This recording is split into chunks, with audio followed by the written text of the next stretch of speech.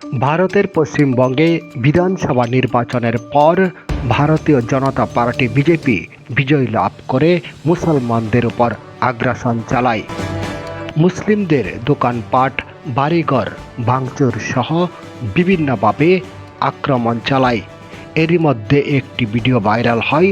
ভিডিওতে দেখা যায় মুসলিমদের কবর খুঁড়ে কবরের ভিতরে আগুন জ্বালিয়ে দিয়েছে বিজেপি সমর্থক নেতাকর্মীরা।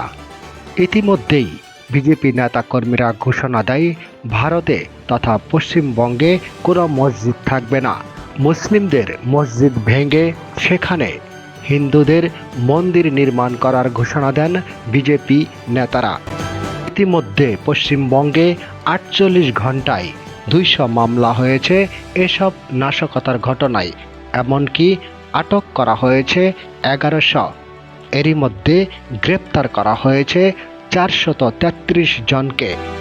তবে ক্ষণে ক্ষণে দফায় দফায় হামলা চলছে পশ্চিমবঙ্গের বিভিন্ন অঞ্চলে।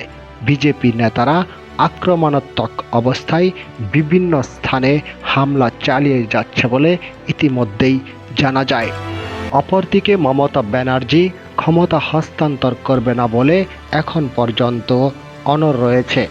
এ বিষয়ে আপনার মতামত জানিয়ে দিন এবং পরবর্তী আপডেট পাওয়ার জন্য চ্যানেলটি সাবস্ক্রাইব করুন। ধন্যবাদ।